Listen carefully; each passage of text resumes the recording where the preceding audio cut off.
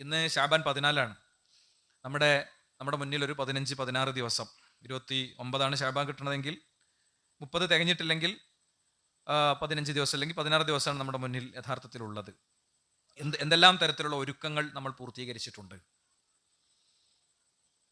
നാട്ടിൻപുറത്ത് നനച്ചുകുളി എന്ന് പറഞ്ഞൊരു പരിപാടി നമ്മൾ സാധാരണ കണ്ടുവരാറുണ്ട്. അതൊരു ആചാരമോ ഒരു അനുഷ്ഠാനമോ ഒന്നുമല്ല. ഒക്കെ ഒന്ന് അടുക്കി പൊറുക്കി വൃത്തിയാക്കി വെക്കുന്ന ഒരു രീതി പഴമക്കാർക്ക് ഉണ്ടായിരുന്നു. പള്ളിയാണെങ്കിലും വീടാണെങ്കിലും ഒക്കെ ഒന്ന് ഒരുങ്ങുന്നൊരു രീതി ഉണ്ടായിരുന്നു. അതുപോലും നമുക്ക് കൈമോശം വന്നോ എന്ന് നമ്മൾ ആലോചിക്കേണ്ടതാണ്.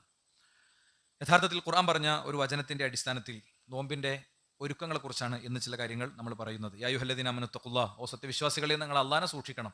വൽ തൻദുർ നഫ്സു മാ ഖദ്ദമത് ലഗദിൻ, ഓരോ മനുഷ്യനും അവൻ നാളേക്ക് വേണ്ടി എന്ത് ചെയ്തു എന്ന് പരിശോധിക്കട്ടെ. വത്തഖുല്ലാഹ്, അവർ അള്ളാഹനെ സൂക്ഷിക്കട്ടെ. ആദ്യം ഇത്തഖുല്ല പറഞ്ഞിട്ട് പിന്നെയും പടച്ചോൻ ഇത്തഖുല്ല പറയാണ്, ഇന്നല്ലാഹ ഖബീറും ബിമാ തഅമലൂൻ, നിങ്ങൾ പ്രവർത്തിക്കുന്നതിനെ കുറിച്ചൊക്കെ പടച്ചോനെ നല്ലോണം അറിയാം എന്നാണ്. അപ്പോൾ നമ്മൾ മരിച്ചു പോയാൽ നമുക്ക് കൊണ്ടുപോകാൻ നിസ്കാരം ഉണ്ടാകുമോ? നമ്മുടെ നിസ്കാരം കേട് കഴിഞ്ഞ നിസ്കാരമാണോ? നമ്മുടെ വാക്കും പ്രവൃത്തിയും ജീവിതവും സമീപനവും ഒക്കെ ഒരു നിമിഷം നമ്മൾ അവസാനിക്കുമ്പോൾ മരണങ്ങളൊക്കെ പൊടുന്നതിനെയാണ്. ഈ കഴിഞ്ഞ ദിവസം വളരെ വേണ്ടപ്പെട്ട വളരെ അടുത്തൊരു സുഹൃത്ത് മരിച്ചു. അള്ളാഹു അദ്ദേഹത്തിൻ്റെ ഖബർ വിശാലാക്കി കൊടുക്കട്ടെ. അദ്ദേഹത്തിൻ്റെ ഇളയ കുഞ്ഞ് ക്യാൻസർ രോഗിയാണ്. മറ്റൊരു കുഞ്ഞിൻ്റെ രോഗം ഏകദേശം സ്ഥിരീകരിച്ചിരിക്കുകയാണ്. ഒരു വീട്ടിൽ 2 കുഞ്ഞുങ്ങൾ ക്യാൻസർ രോഗികളൊക്കെ ആകുന്ന പശ്ചാത്തലത്തിൽ ഒരാൾ മരിക്കുമ്പോൾ യഥാർത്ഥത്തിൽ ആ കുഞ്ഞുങ്ങളെ നോക്കി വളർത്താനാണ് അദ്ദേഹത്തിൻ്റെ ജന്മനിയോഗമെങ്കിൽ ഇപ്പം അദ്ദേഹം മരിക്കല്ലോ വേണ്ടത്. അവിടെയൊക്കെ നമുക്ക് ദൃഷ്ടാന്തമുണ്ട്. ഖബറിൽ നരകത്തിലേക്ക് മനുഷ്യനെ തള്ളിയിടുന്ന സമയത്ത് അലൈസമിക്കും നിങ്ങൾക്ക് മുന്നറിയിപ്പുകാർ വന്നിട്ടില്ല, അലം യത്തിക്കും നദീർ, നിങ്ങൾക്ക് മുന്നറിയിപ്പുകാർ വന്നിട്ടില്ലേ എന്ന് നരകത്തിന്റെ കാവൽക്കാരായ മലക്കുകൾ മനുഷ്യനോട് ചോദിക്കുന്ന വിഷയം വിശദീകരിക്കുന്നിടത്ത് ഷേഖ് സഅദി റഹിമഹുല്ല പറഞ്ഞൊരു കാര്യമുണ്ട്. ഈ നദീർ എന്ന് പറഞ്ഞാൽ എന്താണ്? പ്രവാചകന്മാരും വേദഗ്രന്ഥങ്ങളൊക്കെ മാത്രമാണോ? അല്ല. മരണത്തെയും പരലോകത്തെയും മനുഷ്യന്റെ മോക്ഷത്തെയും ഒക്കെ ഓർമ്മിപ്പിക്കുന്ന ചിന്തിപ്പിക്കുന്ന എന്തോ അതാണ്. ശരിക്കും മനുഷ്യന്റെ മരണം ആ നിലക്ക് നമുക്ക് ഗുണപാഠാണ്. തൻ്റെ മക്കൾ, കുഞ്ഞുമക്കൾ, അവർ മഹാരോഗത്തിന് വിധേയപ്പെട്ടിരിക്കെ അവരെയും കൊണ്ട് ഏതെങ്കിലും ഓങ്കോളജിസ്റ്റിന്റെ അടുത്ത് പോകേണ്ട സാഹചര്യമുള്ള അദ്ദേഹം മരണത്തിന് കീഴടങ്ങുന്നു. 2-3 ദിവസം ബുദ്ധിമുട്ട്, പ്രയാസം, പിന്നെ അയാൾ മരിക്കുന്നു. അല്ലാഹു അദ്ദേഹത്തിന്റെ ഖബർ വിശാലാക്കി കൊടുക്കുമാറാകട്ടെ.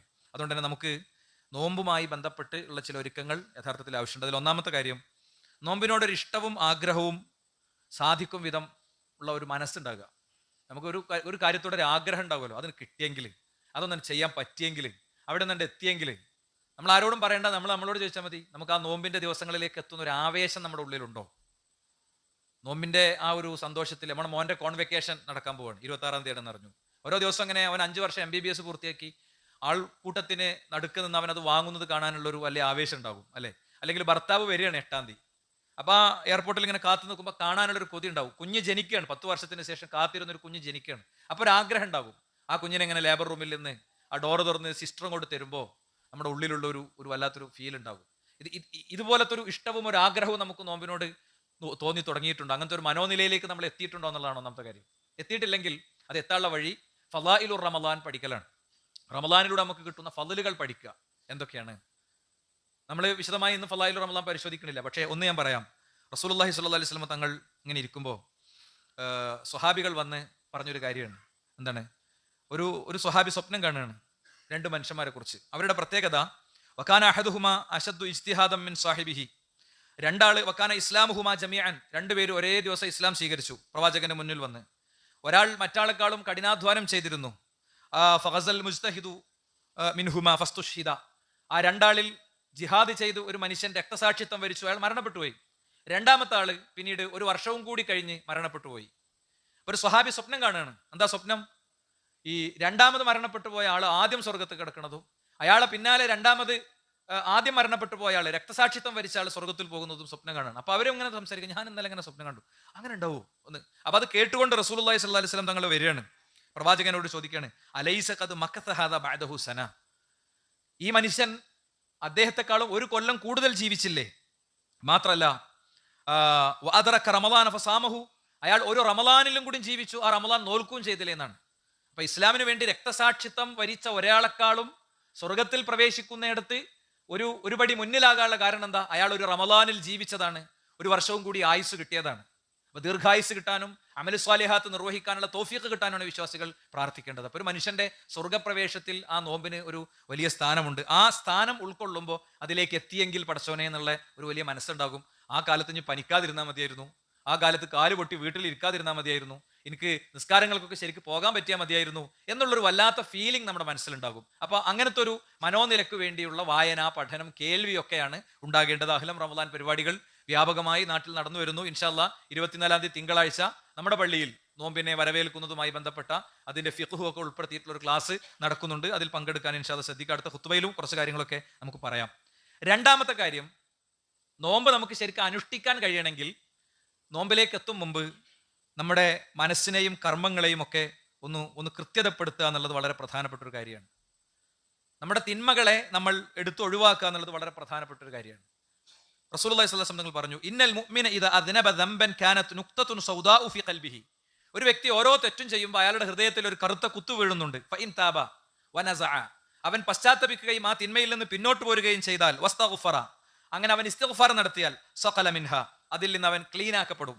ഇനിയോ വഇൻ സാദ സാദത് ഹത്താ യുഗല്ലഫ ബിഹ ഖൽബുഹു, എന്താ, ഒരു വ്യക്തി അങ്ങനെ തന്നെയാണ് തുടർന്നു പോയാൽ ആ വ്യക്തി പിന്നീട് ആ തിന്മയെക്കുറിച്ച് അയാൾക്കൊരു ഒരു നിസ്സാര ഭാവത്തോടു കൂടെ 100% അതൊരു പ്രശ്നമല്ലാത്ത രീതിയിൽ അയാളുടെ ജീവിതത്തോട് അത് അങ്ങോട്ട് ചേരും. ഒരു പ്രശ്നം ഉണ്ടാവില്ല, ഒരു വിഷയമല്ലാതെ അതിന് ചേരും, അതിൽ അയാൾ മുഴുകിപ്പോകും.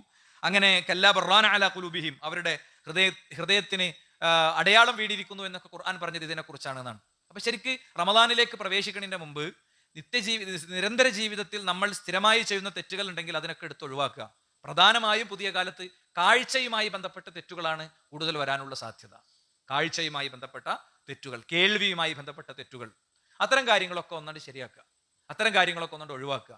അങ്ങനെ ഒഴിവാക്കേണ്ടത് യഥാർത്ഥത്തിൽ ആവശ്യമാണ്. തിന്മ ചെയ്യുന്ന വ്യക്തിയെക്കുറിച്ചുള്ള പണ്ഡിതന്മാരുടെ ഒരു നിരീക്ഷണം അങ്ങനെയാണ്. സഹൽ ഇബ്നു അബ്ദുല്ലാഹ് റളിയല്ലാഹു അൻഹു പറയുന്നത്, അൽ ജാഹിലു മയ്യിത്തുൻ, ഒരു കാര്യം അറിയാതെ ചെയ്യണവൻ ഒരു മയ്യത്തിന്റെ സ്ഥാനത്താണ്. അത് തെറ്റാണെന്ന് മൂപ്പർക്ക് അറിയില്ല, മൂപ്പര് മുടി അങ്ങനെ കറുപ്പിച്ച് പോകണം. ഇവിടെ ഏതെങ്കിലും ഒരു സാധു ഇരിക്കുന്നുണ്ടെങ്കിൽ അയാൾ ഓർമ്മ വരണ്ട, നമുക്ക് ഓർമ്മ വന്നാൽ മതി കേട്ടോ. മനുഷ്യന്മാർക്ക് എല്ലാ കാര്യം കൂടി ഒന്നും ഒറ്റടിക്ക് കിട്ടൂല, എല്ലാം ക്രമേണ ആൾക്കാർ പഠിച്ചു വരുള്ളൂ. അപ്പോൾ അയാളെ നമ്മൾ എന്ത് ചെയ്യേണ്ട, അത് പറയുമ്പോൾ അയാൾ ഓർമ്മ വരണ്ട, മനുഷ്യന്മാർക്ക് മനസ്സിലാകാനും തിരുത്താനും വേണ്ടി പറയാം. ഒരാൾ മുടി അങ്ങനെ കറുപ്പിക്കാനേ പറ്റാത്തുള്ളൂ, കറുപ്പേ പറ്റാത്തുള്ളൂ, കറുപ്പല്ലാത്ത കളർ അയാൾക്ക് കൊടുക്കാം, ഒരു പ്രശ്നമല്ല. കറുപ്പ് പറ്റൂല എന്നേ റസൂൽ പറഞ്ഞിട്ടുള്ളൂ, സവാദ് പറ്റൂല എന്നേ പറഞ്ഞിട്ടുള്ളൂ, സവാദ് അല്ലാത്തത് കൊടുക്കാം. അപ്പൊ ഒരാൾ അങ്ങനെ കറുപ്പിച്ച് പോകണം, അയാൾക്ക് കറുപ്പിക്കൽ അത്ര വലിയൊരു തെറ്റാണെന്ന് അറിയില്ല, അപ്പൊ അയാൾ എന്താണ്, ഒരു മയ്യത്തിന്റെ സ്ഥാനത്താണ്. ഇനിയോ വന്നാസി നായിമുൻ, മറന്നുകാണ്ടൊരു തെറ്റ് ചെയ്ത ആള്, മറന്നുകാണ്ടൊരു തെറ്റ് ചെയ്തു, അയാൾ ആരാണ്? അയാൾ ഒരു ഉറങ്ങണവനെ പോലെയാണ്. വല ആസി സക്രാൻ, അറിഞ്ഞുകൊണ്ട് പാപം ചെയ്യുന്നവനോ അവൻ ഒരു ലഹരി ബാധിച്ചവനെ പോലെയാണ്. ഇനിയോ വൽ മുസിർ, തെറ്റ് മുഴുവൻ ബോധ്യപ്പെട്ടിട്ടും അത് പ്രാമാണികമായി ശരിയല്ലെന്ന് ബോധ്യപ്പെട്ടിട്ടും അതിൽ ഉറച്ചു നിൽക്കുന്ന ആളോ ഹാലിക്കുൻ, അവൻ നശിക്കുന്നവൻ എന്ന ഗണത്തിലാണ് പെടുക എന്നാണ്. മാത്രമല്ല ഈ നോമ്പിന്റെ മുമ്പ് ഇങ്ങനത്തെ ഒരു റിപ്പയർ വർക്ക് എന്നാണ് ഞാൻ പറയാം. റിപ്പയർ വർക്ക് ചെയ്യണം എന്ന് പറയാനുള്ള കാരണം എന്താ അറിയോ? നമുക്ക് നന്മകൾ, പിന്നെ പാപത്തിന്റെ ഏറ്റവും വലിയൊരു പ്രശ്നം എന്താന്ന് ചോദിച്ചു കഴിഞ്ഞാൽ, ആ പാപം ചെയ്യുന്ന വ്യക്തിക്ക് നന്മ ചെയ്യാനുള്ള അവസരം ഉണ്ടാവില്ല, അത് ആസ്വദിച്ച് ചെയ്യാൻ പറ്റൂല എന്നുള്ളതാണ്. അബൂ ജഅഫർ അൽ ബഖാൽ പറയുന്നത്, ദഖൽതു അലാ അഹ്മദ് ഇബ്നു യഹ്യ റഹിമഹുല്ലാഹ്, അഹ്മദ് ഇബ്നു യഹ്യ റഹിമഹുല്ലാഹ് എന്ന തബഉ താബിഈന്റെ അടുത്ത് ഞാൻ പോയി. ഫറഅയ്തുഹു യബ്കി ബുകാഅൻ കസീറ, അദ്ദേഹം ഇങ്ങനെ ഇരുന്ന് കരയുന്നത് ഞാൻ കണ്ടു. എത്രത്തോളം മാ യകാദു യതമാലകു നഫ്സു, അദ്ദേഹത്തിന്റെ തന്നെ ശരീരത്തെ തന്നെ സ്വയം നിയന്ത്രിക്കാൻ കഴിയാത്ത വിധം സങ്കടപ്പെട്ടുകൊണ്ട് അദ്ദേഹം കരയുകയാണ്. ഫഖുൽതു ലഹു അഖ്ബിർനി മാ ഹാലുക്, എന്തു പറ്റി എന്ന് ഞാൻ ചോദിച്ചു. അപ്പോ അദ്ദേഹം ആ കാര്യം എൻ്റെ അടുത്ത് നിന്ന് മറച്ചു വെക്കാൻ ശ്രമിച്ചു. അദ്ദേഹം എൻ്റെ അടുത്ത് നിന്ന് മറച്ചു വെക്കാൻ, അദ്ദേഹം ആ കാര്യം പറഞ്ഞില്ല. പോട്ടെ എന്ന് പറഞ്ഞിട്ട് അയാൾ പെട്ടെന്ന് റിക്കവറായി കരച്ചിലൊക്കെ നിർത്തി എൻ്റെ കൂടെ ജോയിൻ ചെയ്യാൻ ശ്രമിച്ചു. പക്ഷേ ഫലം അദ്ഉഹു, ഞാൻ അദ്ദേഹത്തെ ഒഴിവാക്കിയില്ല, ഞാനത് പറയിപ്പിച്ചു അദ്ദേഹത്തെ കൊണ്ട്. അപ്പൊ അദ്ദേഹം പറഞ്ഞു, ഫാത്തനി ഹിസ്ബി അൽ ബാരിഹ, ഇന്നലെ രാത്രി ഞാൻ ഓതേണ്ടിയിരുന്ന എൻ്റെ ഖുർആൻ പാരായണം എനിക്ക് നഷ്ടപ്പെട്ടു. വല അഹ്സബ് ദാലിക ഇല്ലാ ലി അംരിൻ അഹ്ദസ്തുഹു, ഞാൻ ചെയ്ത എന്തോ ഒരു പുതിയ കാര്യം, എന്തോ ഒരു തെറ്റ്, ആ തെറ്റ് കൊണ്ടാണ്, പകലിൽ ഞാൻ ചെയ്തൊരു തെറ്റാണ് എൻ്റെ ആ ഖുർആൻ പാരായണത്തെ എനിക്ക് നഷ്ടപ്പെടുത്തിയത് എന്ന് ഞാൻ വിചാരിക്കുന്നു.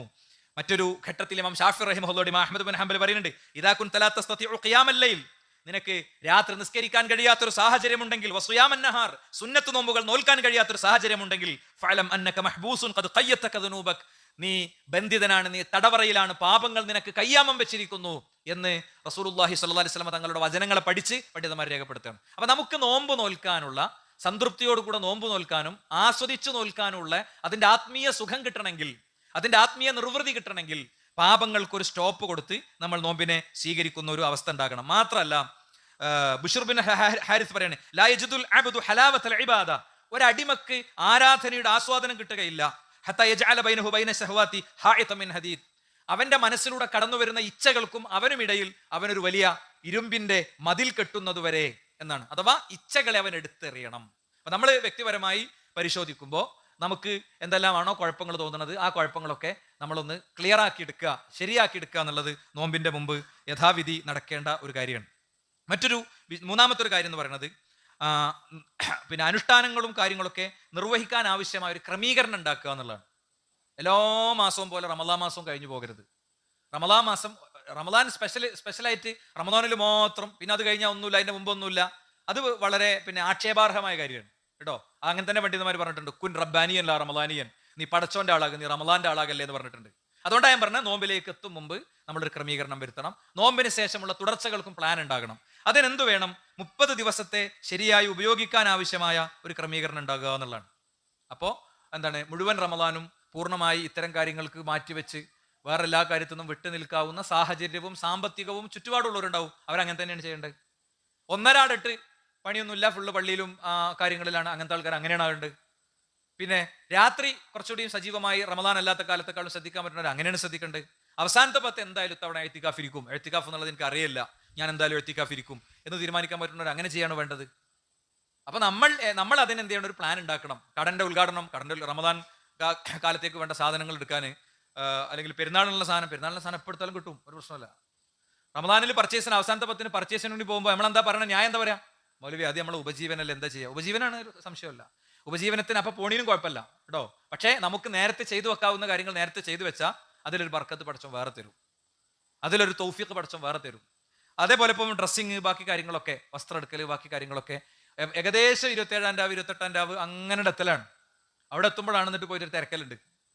അപ്പൊ ആ പൈസ ഉണ്ടാക്കുന്ന പൈസ അതിപ്പോൾ ഉണ്ടാക്കിയാലും ഉണ്ടാവും, അപ്പൊ എങ്ങനെയാണോ ഉണ്ടാക്കുന്നത് അത് ഇപ്പോഴും ഉണ്ടാവും. അപ്പൊ റമദാനിനെ നമ്മളൊന്ന് ക്രമീകരിച്ച് ഉപയോഗപ്പെടുത്തുക എന്നുള്ളതാണ് ഉദ്ദേശം. നോക്കൂ, നിങ്ങൾ ഖുദ്സിയായ ഹദീസിൽ കാണാം, ഇബ്നു ആദം തഫറഖ ഇബാദത്തി, ആദമിന്റെ സന്തതി, നീ ആരാധനകൾക്കുള്ള സമയം ഉണ്ടാക്കൂ. സമയം ഉണ്ടാവൂല, അത് ഉണ്ടാക്കൂ. അംല സോദറ കദീനൻ, അങ്ങനെ ആരാധനകൾ സ്വയം ക്രമീകരണം വരുത്തി നിർവഹിച്ചാൽ, ഇപ്പൊ പണി ഇങ്ങനെ നടക്കുന്നു, ബാങ്ക് അവിടെ കൊടുക്കുന്നുണ്ടാവും, കുറെ കഴിഞ്ഞതിന്റെ ശേഷം ളുഹ്ർ അസർക്ക് എത്തുമ്പോൾ പോഞ്ഞു പോയിട്ട് നിസ്കരിച്ചിട്ട് പോരും, അസർ മഗ്രിബ് എത്തുമ്പോൾ പോരും. ഇതേ ചങ്ങാതിക്ക് ഇതേ കാര്യം ആ സമയത്ത് നിർവഹിക്കുകയാണെങ്കിലും ഇങ്ങനെ തന്നെ ഉണ്ടാകും. അപ്പോഴും ഉണ്ടാവും രണ്ടാളോടെ വെയിറ്റിംഗിൽ. 5:30 വന്ന് നിസ്കരിച്ചപ്പോഴും 2 ആളുണ്ട്, 4:19 ജമാഅത്തിന്റെ സമയത്ത് നിസ്കരിച്ചപ്പോഴും 2 ആളുണ്ട്, അല്ലേ? 2 ആളുണ്ട്. എന്നാലോ മൂപ്പരെ പറ്റി പിന്നെ മൂപ്പരപ്പാടം ഉണ്ടാവില്ല, ഒരു ജമാഅത്ത് കഴിഞ്ഞിട്ട് എത്തുള്ളൂ എന്നത് മനുഷ്യന്മാർക്ക് മനസ്സിലാവും. അപ്രായോഗികമായ കാര്യമൊന്നുമല്ല ഞാൻ പറയുന്നത്. ഇതൊക്കെ എത്രയോ മനുഷ്യന്മാർ പ്രായോഗികമായി നടപ്പിലാക്കുന്നതാണ്. നിസ്കാരത്തിന്റെ കാര്യത്തിലൊക്കെ വളരെ വലിയ അശ്രദ്ധകൾ സമൂഹത്തിൽ പലരും ഇപ്പോഴും കാണിക്കുന്നുണ്ട്. നിസ്കാരമില്ലാത്തവന്റെ കാര്യം എന്താ സുഹൃത്തുക്കളെ? നിസ്കാരം കാരണം കുത്തി മറിഞ്ഞ് നീച്ചു പോകുന്നതിന്റെ അർത്ഥം തന്നെ എന്തെങ്കിലും കാട്ടി കുത്തി മറിഞ്ഞ് നീച്ചു പോകുന്ന? നമസ്കാരം ഫർളായ ഒരു കാര്യമാണ്. ആ ഫർളായ കാര്യം അറിഞ്ഞും പഠിച്ചും സമയബന്ധിതമായിട്ട് നിർവഹിക്കണം. അസ്വലാത്തു അലാ വഖ്തിഹാ എന്നാ റസൂൽ പഠിപ്പിച്ച്. നിസ്കാരം അതിന്റെ വക്തിന് നിർവഹിക്കണം. വക്തിന് പിന്നെ അത് വൈകി നിസ്കരിച്ചാൽ പടച്ചോൻ അത് എടുക്കുമെന്ന് പോലും അറിയില്ല എന്നാണ്. അതുകൊണ്ട് അത്തരം കാര്യങ്ങളിൽ നമ്മൾ ഒന്നുകൂടി ശ്രദ്ധിക്കണം. ഒരു വ്യക്തി അങ്ങനെ ആരാധനകൾ നിർവഹിക്കാനുള്ള ക്രമീകരണം വരുത്തിയാൽ, തഫറഖൽ ഇബാദത്തി, എന്റെ ആരാധനകൾക്ക് വേണ്ടി നീ ഒഴിവ് സമയം ഉണ്ടാക്കൂ. അങ്ങനെ ഉണ്ടാക്കിയാലോ, അംല സദറഖതിനൻ, നിന്റെ ഹൃദയത്തിൽ ഞാൻ ഐശ്വര്യം ഇട്ട് തരും. എന്താ ഹൃദയത്തിൽ ഐശ്വര്യം ഇട്ട് തരാർന്ന? പലപ്പോഴും പിന്നെ നമ്മൾ ഈ ഒരു ആശയം വിശദീകരിച്ചിട്ടുണ്ട്. നമ്മളുടെ ഒരു ചുറ്റുപാടും സാഹചര്യവും ഒക്കെ നമുക്ക് അനുകൂലമായി വരികയും നമുക്കതിൽ സംതൃപ്തി തോന്നുകയും ചെയ്യാം. വേറുള്ളവന് തോന്നും 5 കാശിന് വകുപ്പില്ലാത്തവനോട്ടോ, എന്താ എൻ്റെ കഥ എന്ന് ചിന്തിക്കും. പക്ഷേ നമ്മൾ വലിയ കോടീശ്വരനേക്കാളും സമാധാനത്തിലായിരിക്കും. ഈ കഴിഞ്ഞ ദിവസങ്ങളിൽ നമ്മളൊരു വാർത്ത കണ്ടു, $800 ബില്യൺ കച്ചവടം നടത്തി കമ്പനി വിറ്റിന്റെ ശേഷം ഇനിയിപ്പോൾ എന്താ ചെയ്യാന്ന് ആലോചിച്ച് ടെൻഷൻ അടിച്ച് 27-കാരൻ പിന്നെ സൈക്കാട്രിസ്റ്റിനെ കാണിച്ച കഥ, അമേരിക്കയിലെ സമ്പന്നനായ 27 വയസ്സുകാരൻ്റെ കഥ നമ്മൾ കണ്ടു. അപ്പൊ അതിന്റെ അർത്ഥം എന്താ? അയാളുടെ അക്കൗണ്ടിൽ $800 ബില്യൺ ഉണ്ട്, പക്ഷേ അയാൾക്ക് മനസ്സമാധാനമല്ല. അപ്പൊ മനസ്സമാധാനം എന്ന് പറയുന്ന സാധനം അത് പടച്ചോൻ വേറെ കൊണ്ടുവന്ന് ഇട്ടേണ്ട കാര്യമാണ്. ഞാൻ ഈ 4 ദിവസം മുമ്പ് ഒരു വീട്ടിൽ പോയി. പിന്നെ നമ്മൾ വാർത്തയിലൊക്കെ കണ്ടു, ഒരു പെൺകുട്ടി ആദ്യം ആത്മഹത്യ ചെയ്തു. അതിന്റെ ശേഷം ആ പെൺകുട്ടിയുടെ പ്രണയത്തിലുണ്ടായിരുന്ന ചെറുപ്പക്കാർ ഇന്നലെ ആത്മഹത്യ ചെയ്തു. അപ്പൊ പെൺകുട്ടിന്റെ വീട്ടിൽ അങ്ങനെ ഞാൻ ആ അടുത്തൊരു പ്രദേശത്ത് പരിപാടിക്ക് ചെന്നപ്പോൾ കാണണമെന്ന് അവർ ആവശ്യപ്പെട്ടതിന്റെ അടിസ്ഥാനത്തിൽ പോയി. അവർ ഉമ്മാനോടൊക്കെ ഒന്ന് സംസാരിക്കാൻ പോകാൻ കാരണം എന്താ അറിയോ? അല്ലെങ്കിൽ ഞങ്ങളെ വീട്ടിലെ എല്ലാവരും മാനസിക രോഗികളാവും. അവള് തൂങ്ങിയെടുത്ത് ഞങ്ങൾ തൂങ്ങിയെടുത്ത് പോണ ഒരവസ്ഥയാണുള്ളത്. അവള് കെട്ടിത്തൂങ്ങി നിൽക്കുന്ന ചിത്രം കണ്ടു. അത് അവരുടെ കുട്ടികളുടെയും കുടുംബത്തിന്റെയും ആർക്കും ഉറക്കല്ല. റൂമിൽ എല്ലാവരും തിരിഞ്ഞു മറിഞ്ഞും കിടക്കുകയാണ് 4 സെറ്റ്. ഒരു പോളെ കണ്ണടച്ചിട്ടുള്ള കുട്ടികളടക്കം. അവരങ്ങനെ കണ്ടാൽ നമുക്കത് മനസ്സിലാവും. അപ്പൊ നിങ്ങൾ ആലോചിച്ച് നോക്കുക സഹോദരന്മാരെ, മനസ്സമാധാനം നഷ്ടപ്പെടുക എന്ന് പറയുന്നത് ഒരു ചെറിയ സംഗതി ഒന്നുമല്ല. ഭൂമിയിൽ വേറെ എന്തൊക്കെ ഉണ്ടായിട്ടും കാര്യമില്ല. മനസ്സമാധാനം പോയാൽ കഴിഞ്ഞില്ലേ? അതാണ് അംല സ്വദറഖിനൻ, നിങ്ങളുടെ ഹൃദയത്തിൽ ഞാൻ ഐശ്വര്യം ഇട്ടേറും. ഹൃദയത്തിൽ നിങ്ങൾ കോടീശ്വരനായിരിക്കും, ഹൃദയത്തിൽ നിങ്ങൾ സമാധാനത്തിന്റെ കോടീശ്വരനായിരിക്കും. അതുകൊണ്ട് തീർന്നില്ല, വാസുദ്ദു ഫഖറക്, നിങ്ങളെ ദാരിദ്ര്യം ഞാൻ തടയും. റബ്ബ പറയണത്. നമ്മൾ പായണത് എന്തിനാ? നമ്മൾ പായണത് ഫഖർ, നമ്മൾ സമ്പത്ത് ഉണ്ടാക്കാൻ. അപ്പോഴാണ് ദീനും പരലോകവും പടച്ചോനൊക്കെ പൊളിഞ്ഞാടണത്. നിസ്കാരമില്ല, ഓത്തുമില്ല, ദിക്റുമില്ല, ഒന്നുമില്ല, ആകെ പായാണ്. എന്നിട്ട് ഏതെങ്കിലും ഒരു സമയത്ത് എന്തെങ്കിലും ഒന്ന് പിന്നെ ഓഫറുകൾ ഉണ്ടാവും. 25,000 രാവിന് പിന്നെ ഒറ്റ 25,000 രാവാണ് ചില ആൾക്കാർക്ക് ആകെ നോമ്പ് അല്ലേ. അന്ന് എല്ലാവരും കൂടി ഒന്ന് കൂടിയാണ്ട് കുറച്ച് ചീരണിയും കഴിച്ച് പിരിഞ്ഞാൽ സംഗതി റെഡിയായി എന്നുള്ളിടത്താണ് സമുദായം ഉള്ളത്. അല്ലെങ്കിൽ ബറാഅത്ത് രാവ് അങ്ങനെ കുറച്ച് ഓഫറുകൾ ഉണ്ടാക്കി വെച്ചിട്ടുണ്ട്. ആ ഓഫർമ കഴിച്ചിലാകുള്ള പരിപാടിയാണ്. നോക്കൂ, നിങ്ങൾ ഇതല്ല പറയണത്. നമുക്ക് സാധ്യമാകും വിധം നമ്മുടെ ജീവിതത്തിൽ ക്രമീകരണങ്ങൾ വരുത്തി മുന്നോട്ട് പോയാൽ എന്താ, നിന്റെ ദാരിദ്ര്യം ഞാൻ തടയും. വഇല്ലാ തഫഅൽ, നീ അങ്ങനെ ചെയ്തില്ലെങ്കിൽ മലഅതു സദറക ശുഗ്ലൻ, നിന്റെ ഹൃദയത്തിൽ ഞാൻ തിരക്കുകൾ ഇട്ട് തരും. വലം അസുദ്ദു ഫഖറക്, നിന്റെ ദാരിദ്ര്യം ഞാൻ തടയുകയും ഇല്ല എന്നാണ് റസൂലുള്ളാഹി സ്വല്ലല്ലാഹു അലൈഹി വസല്ലം തങ്ങൾ ഈ ഹദീസ് പറയുന്നതിന് മുമ്പ് ആയത്ത് എന്താ അറിയോ? മൻ കാന യുരീദു ഹർസൽ ആഖിറത നസിദ് ലഹു ഫി ഹർസിഹി, ആരെങ്കിലും പരലോകത്തിന്റെ കൃഷിയാണ് ഉദ്ദേശിച്ചതെങ്കിൽ നാം അവന് വർദ്ധിപ്പിച്ചു കൊടുക്കും. വമൻ കാന യുരീദു ഹർസ ദുനിയ, ദുനിയാവിന്റെ ഓഹരിയാണ് അവൻ ആഗ്രഹിച്ചതെങ്കിൽ നുഅ്തിഹി മിൻഹ, അവന് നാം അത് കൊടുക്കും. വമാലഹു ഫിൽ ആഖിറതി മിൻ നസീബ്, പരലോകത്തേക്ക് പിന്നൊന്നും ഉണ്ടാവുകയില്ല.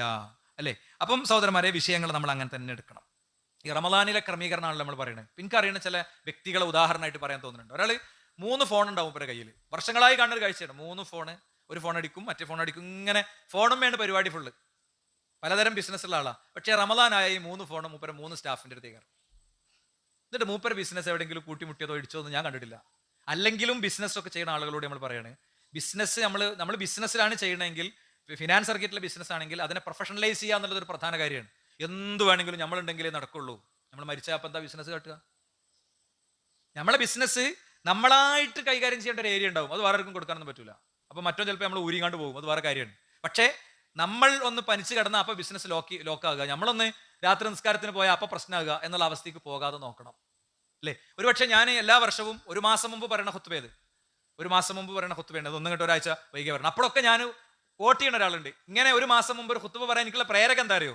ഒരിക്കലും യാത്രയിൽ ഞാൻ ഒരുപാട് തവണ പറഞ്ഞ കാര്യം, അത് അത്രയും ഫിറ്റാണ്, അതുകൊണ്ട് അത് അങ്ങനെ തന്നെ ആവർത്തിക്കുകയാണ്. ഒരു യാത്രയിൽ ഒരു മനുഷ്യനെ പരിചയപ്പെട്ടു. അയാൾ പുറത്തെ ഒരു സ്റ്റേറ്റിൽ ജോലി ചെയ്യുന്ന ആളാണ്. അപ്പോൾ മൂപ്പര്, എനിക്കറിയില്ല, മൂപ്പര് എന്നെ ഒന്ന് പരിചയപ്പെട്ടു. അപ്പോൾ അങ്ങനെ ചോദിച്ചപ്പോൾ പറഞ്ഞു, നിങ്ങൾ എങ്ങനെ വന്നു പോലും എന്ന് ചോദിച്ചു. വന്നു പോലും എന്ന് ചോദിച്ചു. മൂപ്പര് പറഞ്ഞു, ഞാനിപ്പോൾ വന്നിട്ട് 1 മാസം 10 ദിവസമായി. ആ ഒരു എന്താ പറയുക, എണ്ണത്തിൽ എനിക്കൊരു കൗതുകം തോന്നിയുണ്ട്. എന്താ അങ്ങനെയെന്ന് ചോദിച്ചാൽ, ഇപ്പോൾ റമദാനിലെ 30 ദിവസം, പിന്നെ 6 നോമ്പും, പിന്നെ ഒരു 4 ദിവസം കുട്ടികളുടെ കൂടെ നിന്നാണ് പോവുകയാണ്. ഒരു പണി എന്താ അറിയോ? അവർക്ക് പാത്രക്കച്ചവടമാണ്, ഫുട്പാത്തിലെ പാത്രക്കച്ചവടം. ഞാൻ കഴിഞ്ഞല്ലോ ഇതേ സമയത്ത് ഈ വിഷയം പറഞ്ഞിട്ടുണ്ട്. ഫുട്പാത്തിലെ പാത്രക്കച്ചവടമാണ്. അപ്പം എന്താ പരിപാടി? മൂപ്പര് റമദാൻ മാസം ആകുമ്പോൾ മൂപ്പർക്ക് ഭാര്യനെയും കുട്ടികളെയും ഒക്കെ പള്ളിയിലൊക്കെ കൊണ്ടുപോയി അങ്ങനെയൊക്കെ വേണമെങ്കിൽ മൂപ്പര് നാട്ടിൽ വേണം. 5 കിലോമീറ്റർ അപ്പുറത്താണ് തൗഹീദുള്ള പള്ളിയുള്ളത്. അപ്പോൾ അതുകൊണ്ട് സ്വാഭാവികമായിട്ടും മൂപ്പര് എന്ത് ചെയ്യും? റമദാനിൽ. അപ്പോൾ ഞാൻ നിങ്ങൾ എങ്ങനെ ഇതിൻ്റെ നിങ്ങളപ്പോൾ സാമ്പത്തിക കാര്യങ്ങളൊക്കെ എങ്ങനെ മാനേജ് ചെയ്യുമെന്ന് വെച്ചു. ഞാൻ റമദാനിന് മുമ്പ് തന്നെ കുറച്ചൊരു ഓവർ ടൈം പണിയെടുത്തിട്ട് എന്ത് ചെയ്യും, അത്യാവശ്യം കുറച്ച് പൈസ ഒക്കെ ഉണ്ടാക്കി വെക്കും. പിന്നെ ഭാര്യ മക്കളൊക്കെ അങ്ങനെ ഉൾക്കൊള്ളുന്ന ഒരാൾക്കാരാണ്. അപ്പോൾ എന്താ അത് ഓവർ ടൈം ഫുട്പാത്തിൽ സജീവാണിൻ്റെ മുമ്പ്, ഫുട്പാത്ത് സജീവാണിന് മുമ്പ് ഇപ്പം ഇങ്ങനെ ചുറ്റിക്കറങ്ങി നടക്കും, പാത്രം വേണോ പാത്രം എന്ന് വെച്ചിട്ട്. എന്താ കാര്യം? റമദാനാണല്ലോ മുമ്പിലെ ഉദ്ദേശം. ഇങ്ങനൊന്നും ചെയ്യാതെ തന്നെ എത്രയോ ആളുകൾക്ക് അവരുടെ കാര്യങ്ങൾ ക്രമീകരിക്കാൻ പറ്റും. അല്ലേ? ഇപ്പം ജോലിയിലൊക്കെ ഉള്ള, സർവീസിലൊക്കെ ഉള്ള ആളുകളെ സംബന്ധിച്ചിടത്തോളം അവർക്ക് ഇഷ്ടംപോലെ ലീവുകൾ ഉണ്ടാവും. ഈ ലീവ് എന്നുള്ളത് വളരെ വ്യവസ്ഥാപിതമായും ശ്രദ്ധിച്ചു ഉപയോഗിക്കേണ്ട ഒരു കാര്യമാണ്. അവസാനം സർവീസിൽ നിന്ന് റിട്ടയർഡ് ആണിൻ്റെ മുമ്പ് കൊണ്ട് ഒരു 3 മാസം ലീവ് ഒന്നിച്ച്. അയാൾ ശരിക്കും ഏറ്റവും കൂടുതൽ അവിടെ ഉണ്ടാകേണ്ടതും അയാളുടെ കുട്ടികളോട് ചേരേണ്ടതും അയാളുടെ ഭംഗിയായ ദൗത്യം നിർവഹിക്കേണ്ടതൊക്കെ അപ്പോഴാണ്. അത് ഒന്നിച്ചെടുക്കേണ്ടി വരുന്നത് എന്തുകൊണ്ടാണ്? ബാക്കപ്പ് ഉള്ളതുകൊണ്ടാണ്. അത് ആവശ്യമുള്ളത് വെറുതെ ലീവ് എടുക്കണ്ട, പക്ഷെ ആവശ്യങ്ങൾക്ക് എടുക്കാമല്ലോ. 10 ദിവസം അയാൾ എത്തിക്കാഫിരുന്നാൽ ആ 10 ദിവസം അയാൾക്ക് ലീവ് ഉണ്ടെങ്കിൽ ഞാൻ പറഞ്ഞത് അയാൾക്ക് ശമ്പളം കിട്ടും. ശമ്പളം കിട്ടിക്കൊണ്ടിരിക്കുകയാണ്, കിട്ടാനുള്ള വകുപ്പ് ഉണ്ടായിരിക്കുകയാണ്. മൂപ്പർ എന്ത് ചെയ്യണത്? അതൊക്കെ കൂടെ അവസാനം ഈ 56-ാം വയസ്സിൽ ഇതാക്കുമ്പോൾ പരമാവധി പറ്റുന്നതിനാ പേരക്കുട്ടികളുണ്ടാവുമല്ലോ, നോക്കാനൊക്കെ പറ്റും. വലിയ സൗകര്യം തന്നെയാണ്. അല്ലേ? അപ്പോൾ സുഹൃത്തുക്കളെ, ഞാൻ പറഞ്ഞത് ഒരു ക്രമീകരണം യഥാർത്ഥത്തിൽ ആവശ്യമുണ്ട്. ആ ക്രമീകരണം നമ്മൾ കൊണ്ടുവരിക. പിന്നെ 5-മത്തെ ഒരു കാര്യം കൂടി പറയാം. ഭക്ഷണം കുറക്കുക. ഭക്ഷണം ഇപ്പം തന്നെ ഒന്ന് കുറച്ച് തുടങ്ങുക. ഭക്ഷണം ഒരു എല്ലാ അതിർത്തിയും വിട്ടിട്ടാണ്. ഇപ്പം ഇന്ന് ഏതൊരു പിന്നെ പ്രമുഖനായൊരു വ്യക്തിയുടെ അദ്ദേഹത്തിന് ക്യാൻസർ ബാധിച്ചതിൻ്റെ ശേഷമുള്ള ഒരു ഇൻ്റർവ്യൂവിൻ്റെ ഒരു പാർട്ട് കണ്ടു. ഞാൻ അങ്ങനെ സ്ക്രോൾ ചെയ്തപ്പോൾ എന്താ അൽഫാം എന്നാണ് എനിക്കത് വന്നത് എന്ന് പറഞ്ഞിട്ട്. അപ്പോൾ ഫാസ്റ്റ് ഫുഡൊക്കെ ഒരു ഭയങ്കര സംഭവമായി വന്നൊരു കാലത്താണ് നമ്മൾ ജീവിക്കുന്നത്. വീട്ടിലെ ഭക്ഷണം അടക്കം അങ്ങനെയായി മാറുന്ന ഒരു കാലത്താണ് ജീവിക്കുന്നത്. അപ്പോൾ ഭക്ഷണത്തിലൊക്കെ ഒരു ക്രമീകരണം കൊണ്ടുവരിക. മൻ ഖല്ല തഅമുഹു, ഭക്ഷണത്തിൽ കുറക്കുന്ന വ്യക്തി ഫഹിമ വഅഫഹമ, അവന് കൂടുതൽ മനസ്സിലാവും, അവന് മനസ്സിലാക്കി കൊടുക്കാനുള്ള കഴിവുണ്ടാകും. വസഫ വറഖ, അവന്റെ ഹൃദയത്തിന് ഒരു ശാന്തതയും നൈർമല്യതയും ഉണ്ടാകും.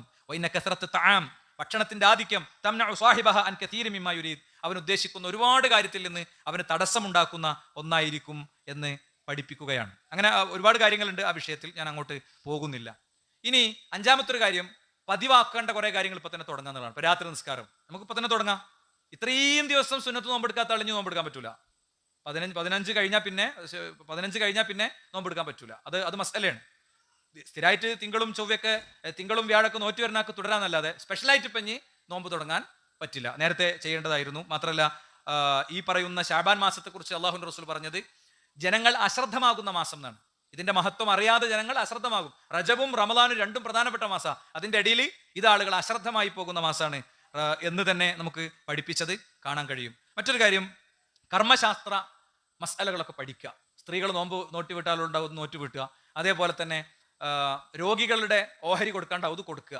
രോഗികളുടെ നോൽക്കാത്തവരുടെ ഓഹരി കൊടുക്കേണ്ടത് എന്ത് ചെയ്യുക, ശരിയാം വിധം കൊടുക്കുക. ഇങ്ങനെ കർമ്മശാസ്ത്ര മസലകളൊക്കെ ശരിയാം വിധം പഠിച്ച് ക്ലിയറാക്കുക. അള്ളാഹു അനുഗ്രഹിക്കുമാറാകട്ടെ. അൽഹംദുലില്ലാഹി വസ്സലാത്തു വസ്സലാമു അലാ റസൂലില്ലാഹി വഅലാ ആലിഹി വസഹ്ബിഹി അജ്മഈൻ. അമ്മാ ബഅദ്. സൃഷ്ടാവും സംരക്ഷകനുമായ റബ്ബിനെ ജീവിതത്തിന്റെ എല്ലാ മേഖലയിലും കാത്തു സൂക്ഷിക്കണേ എന്ന ഒരിക്കൽ കൂടി ഉണർത്തുകയാണ്, ഉത്ബോധിപ്പിക്കുകയാണ്. സഹോദരങ്ങളെ, ഓരോ ദിവസവും കേൾക്കുന്ന വാർത്തകളും സംഭവങ്ങളൊക്കെ നമ്മുടെ ഞെട്ടൽ 100% ഇല്ലാതാക്കുന്ന അവസ്ഥയാണുള്ളത്. ഇപ്പോൾ ഓണെയറിൽ 4-5 പയ്യന്മാർ കൂടി ഒരു കുട്ടിയെ ലോഷൻ തേച്ച് അവൻ്റെ ശരീരത്തിൽ ക്രൂരമായി കോമ്പസ് വെച്ച് ഉപദ്രവിക്കുന്നതിൻ്റെ വീഡിയോ ആണ് നമ്മുടെ കൺമുന്നിലൂടെ കടന്നുപോയിക്കൊണ്ടിരിക്കുന്നത്. ഒരു വർഷം മുമ്പാണ് വെറ്റിനറി കോളേജിൽ ഒരു കുട്ടിയെ റൂമിലിട്ട് പട്ടിണിക്കിട്ട് തച്ചു കൊന്ന വാർത്തക്ക് നമ്മൾ സാക്ഷിയായത്. എങ്ങനെയൊക്കെയാണ് കൊലയുടെ വ്യത്യസ്ത മോഡലുകൾ നടപ്പിലാക്കുന്നു, ആത്മഹത്യ നടക്കുന്നു, അതൊക്കെ ഇങ്ങനെ എവിടെയോ വിദൂരത്താണ് എന്ന് ചിന്തിക്കുന്നിടത്ത് നിന്ന് നമ്മുടെ കൺമുന്നിലേക്ക് ഓരോന്നും വരുന്നൊരു സാഹചര്യം ഉണ്ട്. അപ്പോൾ ശരിയായ ഉത്തരവാദിത്തം തീർച്ചയായും രക്ഷിതാക്കൾക്കുണ്ട്, അധ്യാപകർക്കുണ്ട്, സമൂഹത്തിനുണ്ട്, നമ്മുടെ സംവിധാനങ്ങൾക്കുണ്ട്. അത് ഓരോരുത്തരും അവരുടേതായ അർത്ഥത്തിൽ പാർട്ടിൽ അത് നിർവഹിക്കപ്പെടുക എന്നുള്ളത് വളരെ പ്രധാനമാണ്. സംവിധാനങ്ങൾക്ക് ഇതൊക്കെ ചെയ്യുന്നത് വലിയ പരിമിതിയുണ്ട്. നമ്മൾ ലഹരിയുമായി ബന്ധപ്പെട്ടൊരു ചർച്ച കഴിഞ്ഞ ദിവസം നിയമസഭയിലുണ്ടായിരുന്നു. അപ്പോൾ ലഹരിയുമായി ബന്ധപ്പെട്ട് സർക്കാർ ചെയ്ത കാര്യങ്ങൾ മന്ത്രി വിശദീകരിച്ചത് ശ്രദ്ധിച്ചു. എന്താ, സോഴ്സിൽ പോയി ഹൈദരാബാദിൽ പോയി വലിയൊരു MDMA ഫാക്ടറി പൂട്ടിയ കാര്യം അദ്ദേഹം പറഞ്ഞു. അങ്ങനെയുള്ള വളരെ പ്രശംസനീയമായ ചില കാര്യങ്ങൾ അദ്ദേഹത്തിൻ്റെ സംസാരത്തിൽ വന്നു. അതേസമയത്ത് ഇത് പ്രതിരോധിക്കുന്നിടത്ത് ഡിപ്പാർട്ട്മെന്റിനെ സംബന്ധിച്ചിടത്തോളം ഒരുപാട് പരിമിതിയുണ്ട്. എന്താണ്, 2 കോടി സെൽഫ് ഗോളുകൾ, 2 കോടി എന്താ പറയുക ഷൂട്ടൗട്ടുകൾ സംഘടിപ്പിച്ചു. അതേപോലെ തന്നെ മനുഷ്യചങ്ങല സംഘടിപ്പിച്ചു. ഇതിമെന്നൊക്കെ പൊതുവേ ഇന്നത്തെ സാഹചര്യത്തിൽ സ്പോർട്സ് ആണ് പരിഹാരം എന്നൊക്കെ പറയും. ആയിക്കോട്ടെ, സ്പോർട്സ് പരിഹാരം അല്ലാന്നൊന്നും ഞാൻ പറയണില്ല. ഇന്നത്തെ സാഹചര്യത്തിൽ ടർഫുകൾ കേന്ദ്രീകരിച്ചാണ് ഈ ലഹരിയൊക്കെ ഏറ്റവും കൂടുതൽ വിതരണം ചെയ്യപ്പെടുന്ന സാഹചര്യം ഉള്ളത്. അപ്പം ഇതിന്റെ യഥാർത്ഥ പരിഹാരം എന്ന് പറയുന്നത് ഈ കുട്ടികളുടെ ഇന്നത്തെ അവസ്ഥ മനസ്സിലാക്കുക എന്നുള്ളതാണ്. രക്ഷിതാക്കളും ചിലപ്പോഴെങ്കിലും അധ്യാപകരും പിന്നെ സിലബസ് സംബന്ധമായ കാര്യങ്ങളിലുള്ളവരൊക്കെ 1990കളിൽ ജീവിക്കുന്നു എന്നുള്ളത് ഞാൻ വളരെ ബോധപൂർവം പറയും. കുട്ടികൾ എന്താണ്, അവരുടെ അവസ്ഥ എന്താണ്, അവരുടെ കാര്യങ്ങൾ എന്താണെന്ന് പോലും അറിയാത്തൊരു സാഹചര്യത്തിലാണ്. നിങ്ങളിപ്പം പ്രണയത്തെക്കുറിച്ചൊക്കെ പറഞ്ഞാൽ കുട്ടികൾക്ക് ഒരു പ്രശ്നമല്ല, അതൊന്നും ഇല്ലപ്പോ. ആ സാധനം ഇപ്പം ഇല്ല. ഒരു പെൺകുട്ടിക്ക് ഇങ്ങനെ കത്ത് കൊടുക്കുക, അവളെ പിന്നാലെ ഇങ്ങനെ നടക്കുക, ചൊറിഞ്ഞുകൂടുക, അതൊന്നും ഇപ്പം ഇല്ല. ഇപ്പൊക്കെ സിസ്റ്റാകെ മാറി. ഇപ്പൊ ബെസ്റ്റിയാണ്. ബെസ്റ്റിമെന്നും വിട്ടു. ഈ കഴിഞ്ഞൊരു 3 മാസത്തിന്റെ ഇടയ്ക്ക് വേറെ പുതിയ അപ്ഡേഷൻ വന്നിട്ടുണ്ട്. ഓരോന്നും സ്ക്രീനിൽ വരുന്നതിനനുസരിച്ച് നമ്മളെ കുട്ടികൾ മാറിക്കൊണ്ടിരിക്കുകയാണ്. നമ്മുടെ മുമ്പിൽ ഒരു വളരെ ഓക്കെയാണ്, നമ്മളെ കൺമുന്നിൽ നിന്ന് പോകുമ്പോഴാണ് പ്രശ്നം. ഈ പറഞ്ഞ കുട്ടിയെ കോമ്പസ് വെച്ച് ദ്രോഹിക്കണേ കുട്ടിയൊക്കെ, ഇവനൊക്കെ നമ്മുടെയൊക്കെ ചുറ്റുപാടുന്നാണ്. 2 മലപ്പുറം ജില്ലയിൽ നിന്നാണ്, 2 ഇവിടുന്ന് ഒരു 40 കിലോമീറ്റർ അപ്പുറത്ത് വണ്ടൂരൊക്കെ ഉള്ള കുട്ടികളാണ് പലരും. അതുകൊണ്ട് ഇതൊക്കെ വേറെ ഏതോ ആളുടെ മക്കളെ കുറിച്ചാണെന്നുള്ള വിചാരം നമ്മൾ എന്ത് ചെയ്യണം, ഒഴിവാക്കണം. കുട്ടികൾക്ക് ശരിയായ വീക്ഷണങ്ങളും കാഴ്ചപ്പാടുകളും കൊടുക്കണം. നമ്മൾ കൊടുക്കേണ്ടത് നമ്മൾ കൊടുത്തേ പറ്റൂ. അവരെ മാത്രം പറഞ്ഞുകൊണ്ട് കാര്യമില്ല. അവർ ജീവിക്കുന്നത് അങ്ങനത്തെ ഒരു അന്തരീക്ഷത്തിലാണ്, അങ്ങനത്തെ ഒരു സാഹചര്യത്തിലാണ്. അവർക്ക് പോസിറ്റീവായി ഒന്നും കിട്ടുന്നില്ല. അവർ ത്രില്ലർ ഫിലിമുകളും ഇടിരംഗങ്ങളും ഒക്കെയാണ് പലപ്പോഴും കാണുന്നത്. അതുകൊണ്ട് ഇതൊക്കെ നോർമലൈസ് ചെയ്യപ്പെട്ടു പോകും അല്ലേ. ഒരു മൃഗത്തെ അറക്കാൻ വരുമ്പോൾ നമ്മൾ ഇങ്ങനെ നോക്കും, അറക്കണാൾ വേഗം അറുത്തിടും. എന്താ കാര്യം, ഓല സ്ഥിരം ചെയ്യുന്ന കാര്യമാണ്, ഓൽക്ക് പ്രശ്നമല്ല. അപ്പോൾ അതാണ് നോർമലൈസ് ആകുക എന്ന് പറഞ്ഞു കഴിഞ്ഞാൽ. എന്താ, അതിനോട് താതാത്മ്യം പ്രാപിക്കുക. അപ്പോൾ അത്തരം കാര്യങ്ങൾ മുന്നിൽ കാണണം. ഞാൻ കഴിഞ്ഞ ദിവസം ഈ കാരക്കുന്ന വീട്ടിലിരുന്നപ്പോൾ എനിക്ക് വല്ലാതെ ഫീൽ ചെയ്തൊരു കാര്യമാണ്. നമ്മളിങ്ങനെ ആളുകളൊക്കെ പറയുന്നുണ്ട്, നമ്മളെ കുടുംബക്കാർക്കും അയൽവാസികൾക്കും ബാക്കിയുള്ളവർക്കൊക്കെ ഈ വിഷയത്തിൽ നമുക്ക് അറിയുന്ന കാര്യങ്ങളും പറയാൻ പറ്റുന്ന കാര്യങ്ങളും പറയണം എന്നുള്ളത്. എൻ്റെ വീട്ടിൽ ഞാനൊരു പ്രോഗ്രാം ഇന്ന് വെച്ചിട്ടുണ്ട്, ഒരു ക്ലാസ് വെച്ചിട്ടുണ്ട്. ഉള്ള സൗകര്യത്തിലൊക്കെ ഇരുന്ന്, ഭയങ്കര സെറ്റപ്പ് പരിപാടിയൊന്നുമല്ല. കുറച്ചാൾ തിണ്ടുമേരിക്കും, കുറേ സ്റ്റൂളുമേരിക്കും, അങ്ങനെ ചെറിയൊരു മൈക്ക് വെച്ചിട്ടുള്ള വളരെ ചെറിയൊരു പരിപാടിയാണ്. ഒരു ഗ്ലാസ് ചായയും ഒരു ബിസ്ക്കറ്റ് എല്ലാവർക്കും കൊടുക്കും, അതാണ് പരിപാടി. അപ്പം അതിൽ കുടുംബിനികളെ പ്രത്യേകിച്ച് പങ്കെടുപ്പിക്കാൻ ശ്രമിക്കുക. സാധിക്കുന്ന ആളുകളെ പരിപാടിക്ക് വരിക. ഉള്ള സൗകര്യങ്ങൾ ഉപയോഗിച്ച് 3 ക്ലാസ് ഇൻഷാ അല്ലാഹ് വെക്കണം എന്ന് വിചാരിക്കുന്നുണ്ട്. എൻ്റെ ബന്ധുക്കൾക്കും കുടുംബങ്ങൾക്കും ഒക്കെ വേണ്ടിയാണ്. അവരും കൂടി ഉദ്ദേശിച്ചിട്ടാണ് ഇൻഷാ അല്ലാഹ് ഒരു സെഷൻ വെച്ചിട്ടുള്ളത്. പരമാവധി പങ്കെടുക്കാൻ പറ്റുന്ന ഇതെൻ്റെ കുടുംബമായിട്ടാണ് ഞാൻ പരിഗണിക്കുന്നത്. ആ നിലക്ക് പങ്കെടുക്കാൻ കഴിയുന്ന ആളുകൾ പങ്കെടുക്കണം എന്നറിയിക്കുന്നു. കുട്ടികളെ കൊണ്ടുവരേണ്ടതില്ല, കുട്ടികളെ വീട്ടിൽ നിർത്തിയിട്ടുണ്ട് പോരാ, കുട്ടികളെ ആവശ്യമില്ല. കുട്ടികൾ വേറെ അല്ലാതെ നിർവാഹമല്ല എന്ന് വിചാരിക്കുന്നവർ മാത്രം കൊണ്ടുവന്നാൽ മതി. കുട്ടികൾ കേട്ടിട്ടല്ല നമ്മൾ അവർ കൈകാര്യം ചെയ്യേണ്ട പ്ലാൻ മനസ്സിലാക്കേണ്ടത് എന്നുള്ളതുകൊണ്ടാണ് ഇങ്ങനെ തന്നെ പറയുന്നത്. അള്ളാഹു നമ്മിൽ നിന്ന് സ്വീകരിക്കുമാറാകട്ടെ. നമ്മുടെ ഈ പള്ളിയിലെ നമ്മുടെ ഒരു വളരെ അടുത്ത സുഹൃത്ത് അദ്ദേഹത്തിൻ്റെ വിവാഹ ജീവിതത്തിലേക്ക് കിടക്കുന്ന നാളെ അള്ളാഹു ആ കുട്ടികൾക്ക് അവരുടെ ദാമ്പത്യത്തെ മനോഹരമാക്കി കൊടുക്കുമാറാകട്ടെ. വിവാഹപ്രായമെത്തിയ നമ്മുടെ ആൺകുട്ടികൾക്കും പെൺകുട്ടികൾക്കും അനുയോജ്യരായ ദമ്പതിമാരെ അള്ളാഹു പ്രദാനം ചെയ്യുമാറാകട്ടെ. നമ്മുടെ ഒരു സഹപ്രവർത്തകൻ്റെ പേരക്കുട്ടി ഒരു ചെറിയ ശാരീരിക പ്രയാസവും ബുദ്ധിമുട്ടൊക്കെ കഴിഞ്ഞ് സർജറി ഒക്കെ കഴിഞ്ഞ് അങ്ങനെ ആ കുട്ടി ജീവിതത്തിലേക്ക് തിരിച്ചു വന്നുകൊണ്ടിരിക്കുകയാണ്. എന്താണോ ഉണ്ടായത് അത് ഒന്നും ഉണ്ടായിട്ടേ ഇല്ല, ഒന്നും സംഭവിച്ചിട്ടേ ഇല്ല എന്ന രീതിയിൽ തന്നെ ആ കുട്ടിയുടെ ഭാവി അള്ളാഹു സുരക്ഷിതമാക്കി കൊടുക്കുമാറാകട്ടെ.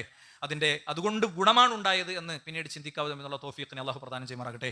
അല്ലാഹു മഗ്ഫിർ ലിൽ മുഅ്മിനീന വൽ മുഅ്മിനാത്ത് അല്ലാഹുമ്മ അഇസ്ൽ ഇസ്ലാമ വൽ മുസ്ലിമീൻ വഅദിൽ അശ്ശിർക വൽ മുശ്രിക്കീൻ റബ്ബനാ ആതിനാ ഫിദ് ദുനിയ ഹസന വഫിൽ ആഖിറതി ഹസന റബ്ബനാ വഖിനാ അദാബന്നാർ ആമീൻ ആമീൻ ബിറഹ്മതിക യാ അർഹമർ റഹീമീൻ വൽഹംദുലില്ലാഹി റബ്ബിൽ ആലമീൻ വസല്ലല്ലാഹു